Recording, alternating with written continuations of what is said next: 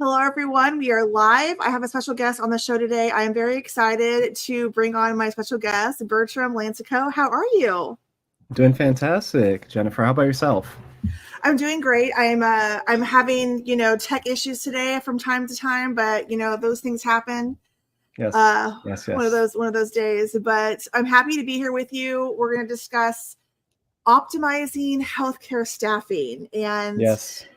we're excited to talk about this. And for those of you who don't know, I've known Bertram for like probably 10 years now. We've been hmm following each other in our careers and what we've been up to and staying connected. And so it's nice to have you on to talk about this topic, but also to introduce, kind of give you a preview to everyone about what you'll be talking about at the Practice Management Symposium that is Yes, coming up very soon.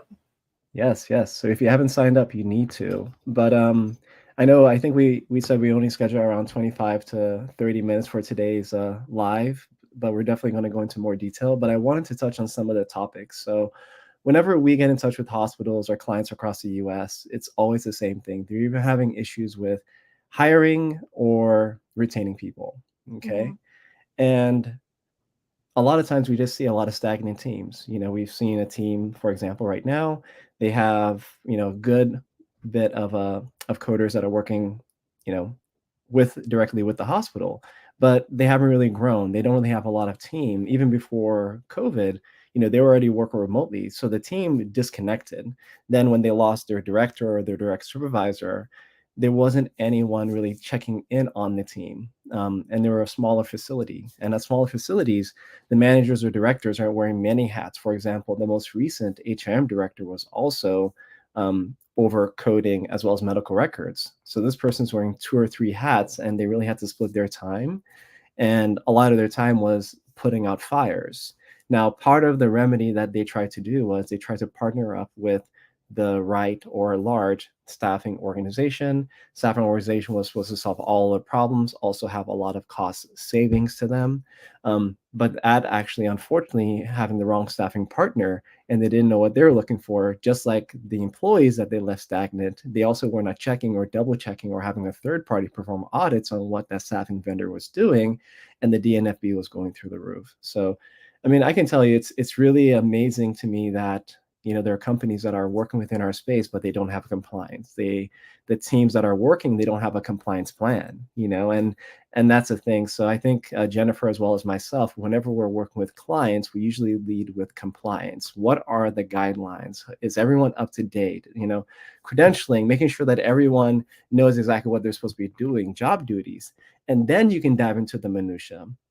Because, for example, if there's a coding update or if there's a guideline change, if the team is not being educated on these changes, what's going to happen? It's going to show up on the back end. You're going to get the rejections, you're going to get the denials, and then things are coming back and you're wondering what's going on. I already have my 5 or so people. So I'd say it's a very complicated it's a very complicated issue. We can't just always go with staffing as, hey, I need people or I need bodies. You really need the correct people. You need the right expertise. And I mean, I'm even telling for myself, I would even recommend for our clients to hire a third party to do a spot audit or do a spot check with us as we're communicating everything that we're finding, because that is also going to make sure that we're doing what we're supposed to, as well as clients hire us. If you have a vendor, hire us, Right. reach out to Jennifer, say, hey, I have a team, like, how do I know what they're doing? And that can Right. be such a small minimal investment. The client that we're helping, and that's really our client focus right now, they're at Yeah. risk of losing a lot of the dollars that they should get. They serve these patients, they're inpatient, now they're out the door, but Mm-hmm. due to untimely filing, they're going to lose that revenue. So Yep. I look at it as an investment, spending that money that you need to make sure everything is going well. That way you can make sure that you're collecting what you have already serviced and patients that have already left your facilities. It's so true. And, I'm working with a client right now, and one of the reasons they brought me in is because they really wanted to assess their staffing because they weren't making a Mm-hmm. lot of money. Like they felt like they were hemorrhaging dollars. And so they really Mm, wanted me to assess their workflows, their staff. So what I did was they brought me in and I had a private office, and every staff member just started trickling into this office. And it really was more of an mm-hmm, interview process. I wasn't, they're not here to, you know, do that. I'm here to just to figure out, what do you do? What's your mm-hmm, daily routine like? I even asked them, like, what do you like about your job? What parts of it do you like, and what do you not like? And do you feel there's things that can be improved efficiency wise?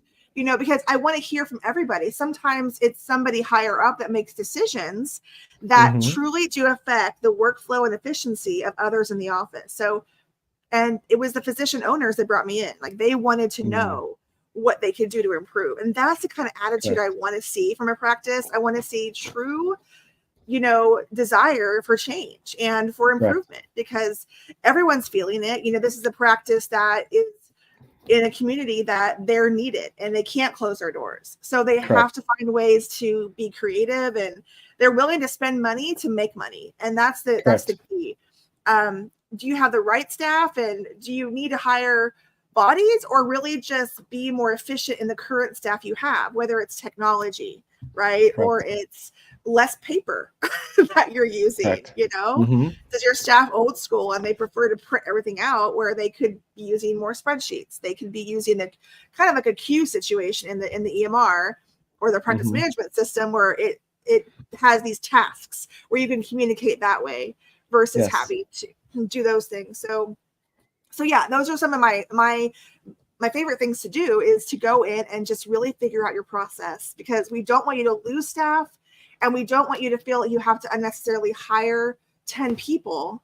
That's going to break your budget, right? You need to figure out what you need, what problem do you have to solve, and how many people are actually truly needed to do that. Yeah. And I think one thing a lot of practices or even facilities don't happen to see is they don't happen to have the vision. So for example, let's say, oh, we have issues with our billing or with our coding. So they go out and they hire a biller or a coder. But when you're partnering with the right compliance or staffing team to partner with you, there are issues that they have helped many other clients with that you haven't even touched yet. So another client of ours, they did a whole EMR remodel. They have a new system, and they just assumed that everybody was going to be up to snuff. The internal team got trained, but their staffing vendor that they're utilizing right now is not educated or trained on the system. So we're seeing a lot of issues that they're having because they don't know where to find all the information in the new system, but they're just doing the best that they can, and they're leaving it pending or querying, and they're saying, hey, we need to get paid for all of these things, and it's creating a big issue. So also having the right compliance or staffing partner in place is going to help you for future issues that you don't even know you are going to have. They're like, hey, we're going to get this new EMR, and it was advertised to us that everything was going to be better. Yes, but there are always other parts to the puzzle. And I understand the client's perspective, because if I am a hospital or practice and I am hiring ABC company to do my coding, billing, and all these things, should I also have to pay or invest for their team to get trained or know exactly where to find everything? Absolutely not. But that's also another point that you can touch base. Yes, all of them are going to say, yes, we do that. They know how to do it. Fantastic. But having a third party look, you're going to find out very quickly that they may not, or even for your internal team, they may not either. So having somebody be able to train them on that, because maybe the EMR specialist was just more about medical records and EMR. Maybe they weren't about coding. So finding all of those places that they need to be able to look. So, making that investment and partnering with the right team is going to help you with issues that you may not have even known to be cautious of or to prepare for. Also for credentialing, facilities are going through credentialing. We started looking around their records and see what's going on, and we're like, wow, like these are issues you do not want them to find, because it's part of their process as to things that they're going to check. But they were so focused more on as to what the doctors are supposed to do and all of that stuff. And we're like, you got to look at medical records first. You got to look at these coding things first. So you do, and I feel like when I talk to practices about their EMR system, there's several out there, and I'm not going to drop names, but there is a particular one out there that I used previously. And what they do is they have a team behind their scenes, and whether it's offshore, onshore, maybe a mix of people that kind of the background, they're doing some of the AR work and some of the claims handling, but they may not always get the education that it's needed, or maybe in that specialty, right? So first of all, you're paying for the software, which comes with all of that. And then you're charged extra, right? For use of that within the system. But maybe you feel like you need a third party also to help you. So that's an extra cost. So understanding what your software comes with, what they're charging you for. Do you need all those bells and whistles? Sometimes you do. Other times you don't. And it's just an added step that is not necessary. And so you're trying to figure out, what do I truly need for this process?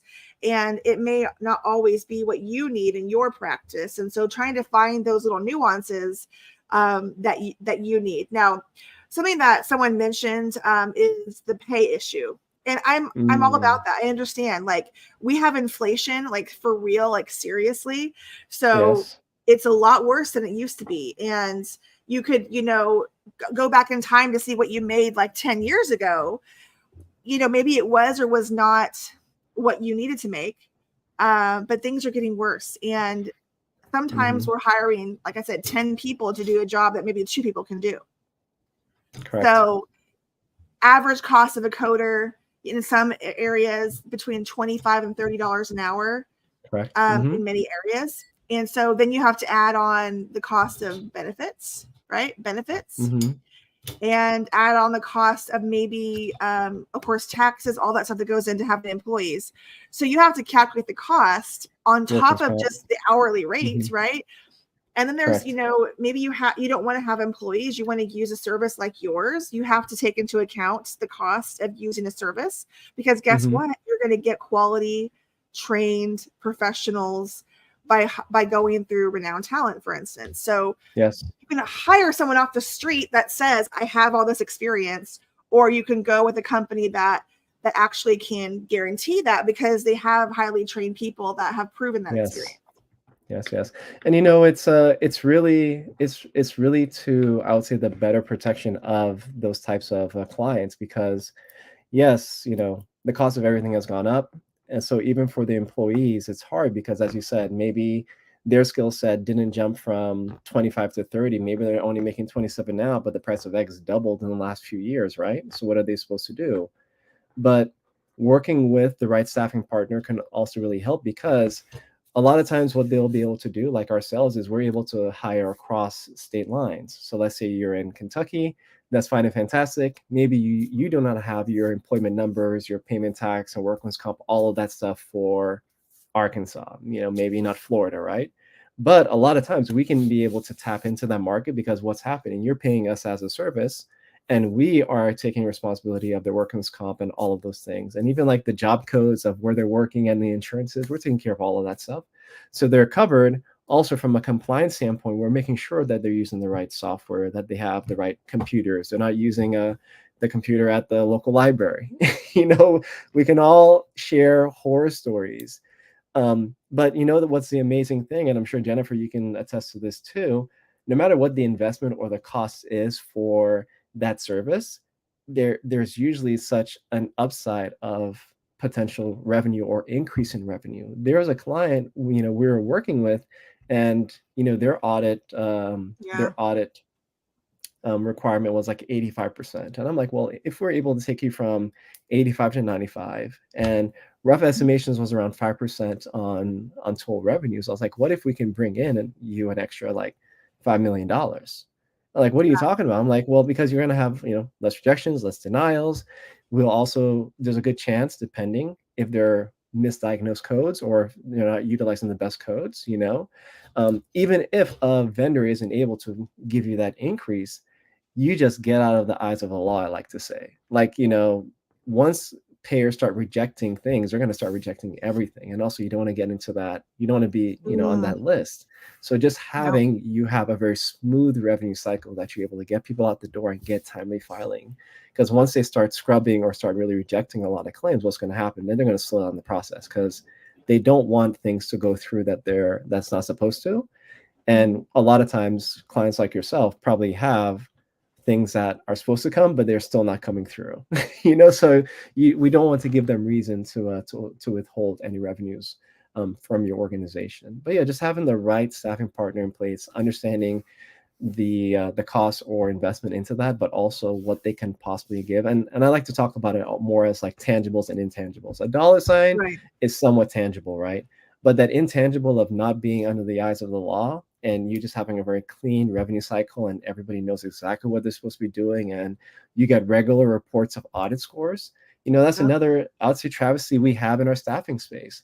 We have coders working for these companies, and when you ask them, hey, when was your last audit? What was your last audit score? They're like, well, I think it was 95, or it was communicated verbally. Can't a company just go on Canva and just create a little certificate and say, hey, for the month of August 2024, you got 95%, 85%, or whatever? Like, share that with them so they can be empowered, and they should know, and that should be in their employee profile. Yeah, that was my job once, actually, working for an organization, and I was a QA coder. So basically, that my job was to go behind my peers. So I was coding for the same specialty, and then they put me in a queue in Epic, for instance, and I would go and I would do the QA part for my people, and then they would actually QA me. So everyone was QAing somebody else, and sometimes, you come across where you're like, well, I don't agree with that assessment, and you can provide a rebuttal or something if you didn't agree.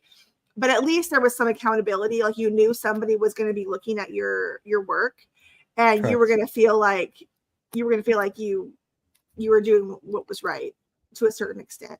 And Absolutely. then you have an actual person in the organization. It's their job to audit you, right?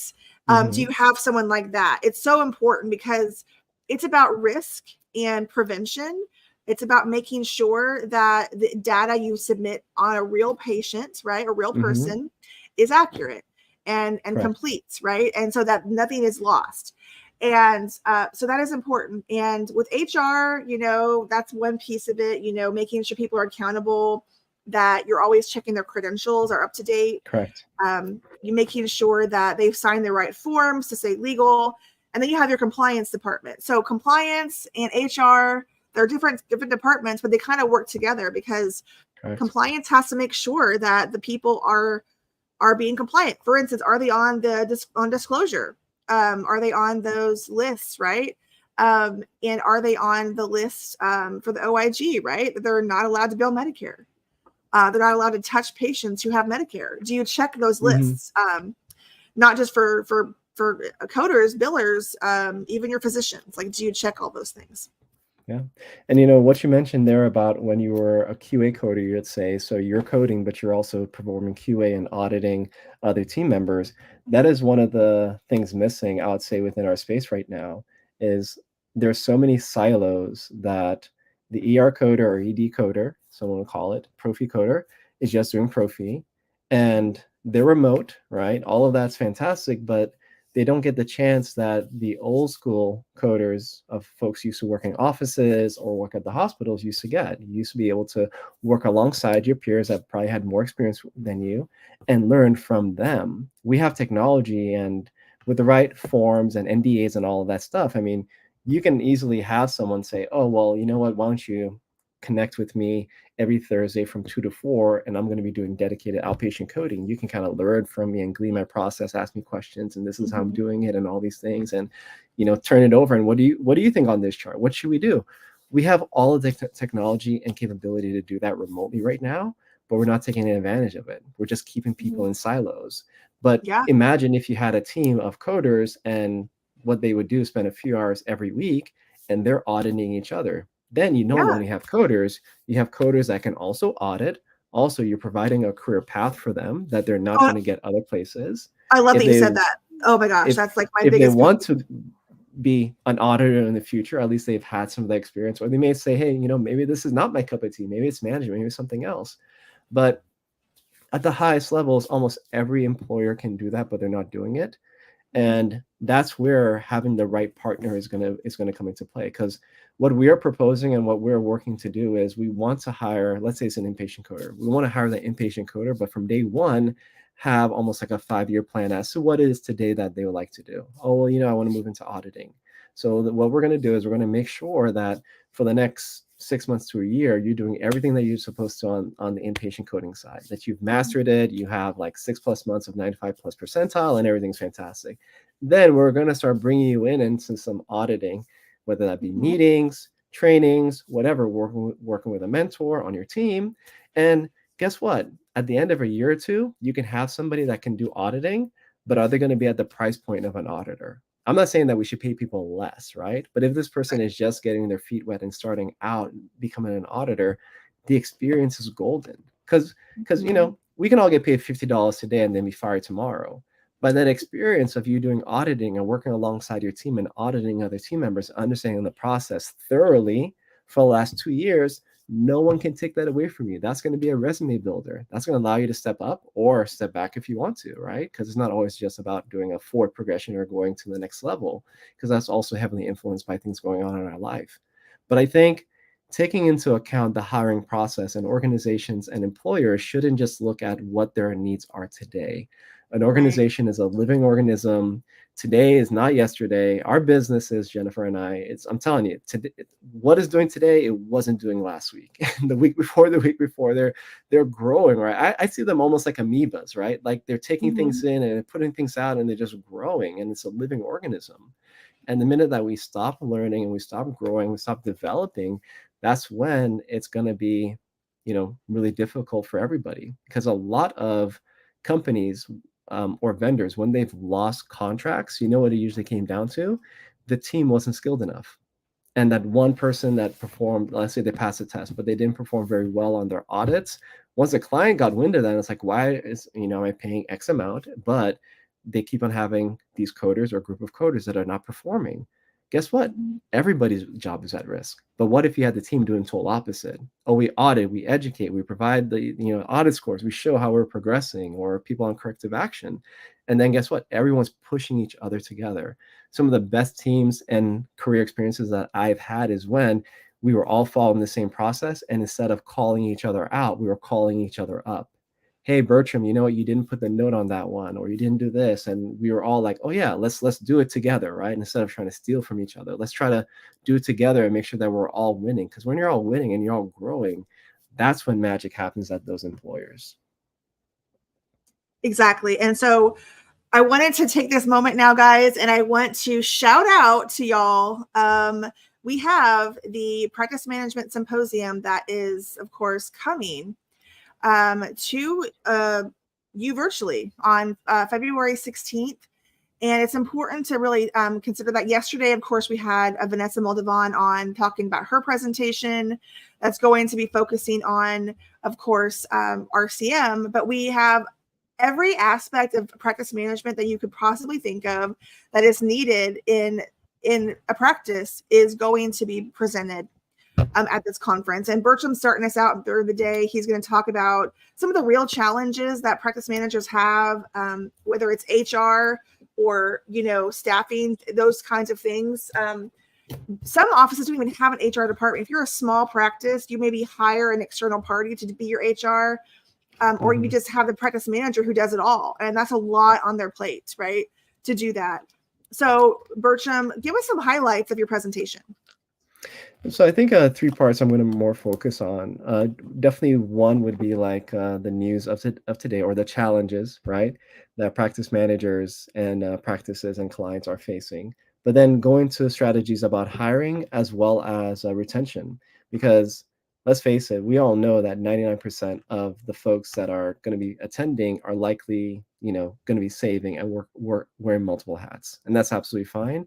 So what I would like to gear you up with is some real tools and strategies as to where to go to find talent, how to identify them, and all of those things. So hey, I'm bringing people on board, and even from day one, we're planning to retain them. We are going to create a career path for them, and that possibly you're even able to identify somebody that wants to grow with you, so you can have them for a very long time. But we've all seen it, even at my most recent dental office. They had fantastic staff, but they never developed them. So when everything happened with COVID and all the stuff was going on, they just fell by the wayside. And these were excellent hygienists. These were excellent staff members that they were working there for years. But as soon as they felt stagnant, and, it was very challenging at that time to hire and retain people, but due to no development and no increase in pay, all of those things, just they lost people. Now they can't even find hygienists. Now they're in a place where now it's affecting their revenue, because instead of scheduling patients 6 months out, now they're doing it 8 to 10 months out, right? When it's supposed to be traditional cleaning every 6 or so months. Yeah. So having the right people in place, developing them, retaining them, or at least trying your best to do what you can, or even working with some other agencies as to what you can do, is really the key today. So we're going to be providing a lot of those tips. And of course, we'll have a formal presentation, we'll have slides, all of those things. But today we just wanted to give you a little appetizer, almost like, you're walking through Sam's Club, Costco. Yeah. They just Yeah. give you that little bite, and you're like, you know what? Depending on this bite, like we just tried some, what was this? Some BBGO, like a spicy chicken, whatever. Ooh. Korean. Oh my goodness, we tasted it because my wife's from Korea, and we ended up buying. I think we're on our third box right now because it's just Ooh, was it's it just at like home. Costco? Was it It was Costco at or Sam's Club? Costco. It was Okay, at yeah, Costco. I live near Sam's Clubs all over the place here because I'm in Arkansas, where Walmart is Correct. from. So that's Correct. all I have here. So we were told we're going to get a Costco, and we had even a place they were going to put it, and they backed out. And I was like, oh, we're so close to getting one. But we're about a couple hours from one. So I usually once a month will go out to Tulsa, Oklahoma. Nice. And I will get my Costco and my Trader Joe's trip if I can. Nice. Try to get those in because I miss my staples I had when I was in California. It was just like, you don't think about the things you need until you don't have them. Exactly. Exactly. Well, I digress, but everyone, we're very happy to present this conference. It was one thing that we wanted to do last year and it didn't work out. So we wanted to make sure it was available this year. So we encourage you to attend virtually. If you can't attend live, it's also available on demand. So it is 20% off right now until the end of the month. So if you want to get your ticket now, even if it's virtual, and I mean, even if it's on demand, where you watch it later, you can still have the access to it and still get the CEUs. It's going to be on demand. So it's 8 CEUs for those of you who have a credential. There is an office manager credential. So it will help you with that, of course. And then, of course, if you're a coder, auditor, biller, and you have aspirations of one day getting into leadership and practice management, it's a perfect opportunity for you to learn all about what practice managers do. We're going to interview one at the conference, an actual practice manager, and kind of talk about the challenges that she faces on a daily basis. And I'm really excited to interview her. So it's going to be fun. We have a compliance panel with Terry Fletcher, Susan Wahlberg, and myself. And Christine Hall is going to not be there live, but she has prepared a presentation for us on telehealth for compliance, because we have to discuss telehealth. It's a huge problem in a lot of practices. So we want to make sure from the experts that we have that you understand what you're up against in 2024 and beyond. And like I said yesterday, I'm going to be talking about team engagement, how to make sure your team respects you as a practice manager, but also that you feel connected to each other. I'm also going to talk about financial planning for practices to understand the different pieces that you have to know to project for the following year, which also includes your staffing. So we want to make sure that we understand all those things. And we also have Jessica Miller coming on this week to promote her part, which is going to be it's going to be on AI. So I'm excited for that, to see her. And then we have, I think tomorrow we're going to have Rhonda Buckholz coming on. So that will be great. Very nice. Very nice. And, one thing I've recommended also for people going through the interview process is to really become a subject matter expert in everything in your field.